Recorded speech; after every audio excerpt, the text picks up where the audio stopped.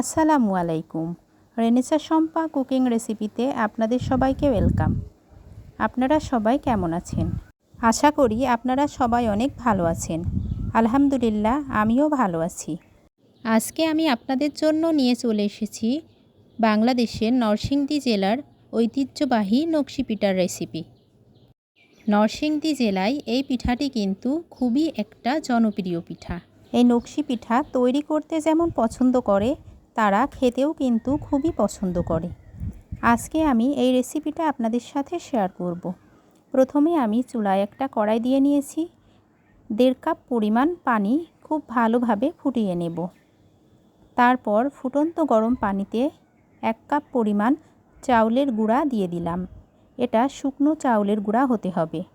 তারপর এভাবে একটু নাড়া দিয়ে আমি ঠান্ডা করে নেব। আটাটাকে হাতের সাহায্যে খুব ভালোভাবে মিক্সড করে ডো তৈরির জন্য পারফেক্ট করে নিলাম। দেখেই বুঝতে পারছেন কতটা দারুণ হয়েছে। এবার আমি অল্প করে আটা নিয়ে একটা ছোট রুটি তৈরি করে নেব। সেই রুটিটাকে আমি ছোট গোলাকারে একটা শেপ দিয়ে নেব। বন্ধুরা, যারা আমার ভিডিওটি দেখছেন কিন্তু লাইক দেন নাই, প্লিজ একটা লাইক দিয়ে দিন।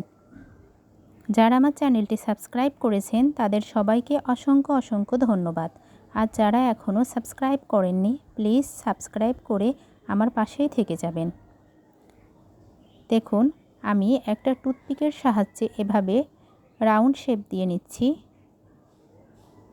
এবার এটাকে আমি কিভাবে ডিজাইন করব দেখতে থাকুন। স্প্রাইটের একটা ঢাকনা নিয়েছি, সেটাকে দিয়ে আমি এভাবে মাঝ বরাবর গোল করে নিলাম। তারপর টুথপিকের সাহায্যে এভাবে ডিজাইন করে নেব।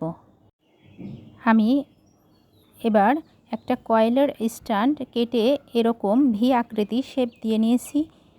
এটাকে দিয়ে সাইডের ডিজাইনগুলো করে নেব।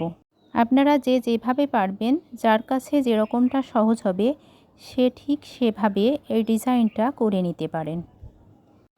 আমি আরও একটা পিঠার ডিজাইন করে আপনাদেরকে দেখাবো। বন্ধুরা, যদিও এই নকশি পিঠাটা আমাদের চুয়াডাঙ্গা জেলার অতটা ঐতিহ্যবাহী পিঠা না, তবুও আমি আজকে এই পিঠাটা তৈরি করে আপনাদেরকে দেখালাম। আমি অবশ্যই ফার্স্ট টাইম এই পিঠাটা তৈরি করতেছি, আগে কখনো আমি তৈরি করিনি। আর এই পিঠাটা তৈরির জন্য যে চাউলের গুঁড়াটা নেবেন, অবশ্যই কিন্তু শুকনা চাউলের গুঁড়া হতে হবে।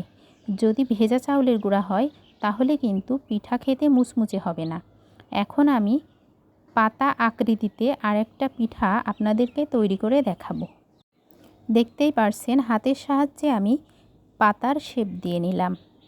এখন একটা টুথপিক নিয়ে মাঝ বরাবর ঠিক পাতার যেরকম শিরা থাকে ওরকমটা করে নিলাম।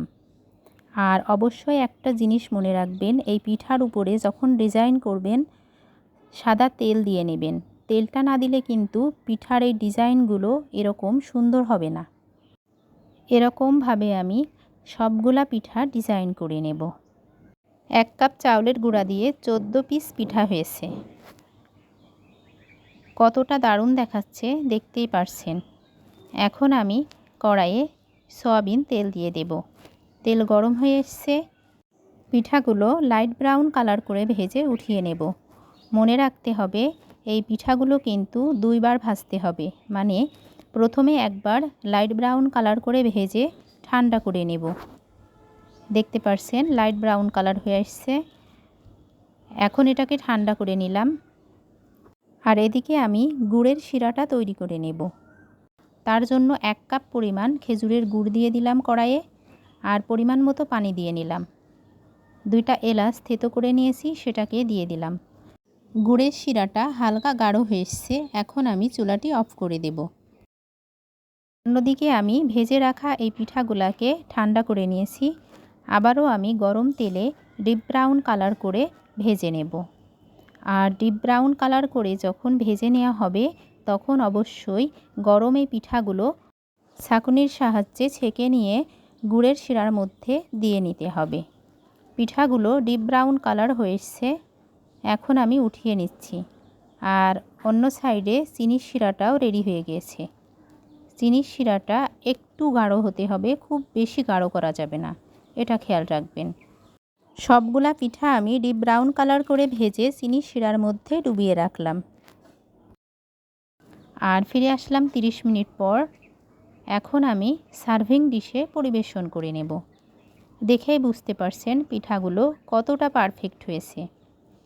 বাংলাদেশের নরসিংদী জেলার ঐতিহ্যবাহী এই নকশি পিঠা অবশ্যই আপনারা বাড়িতে তৈরি করে খেয়ে দেখুন।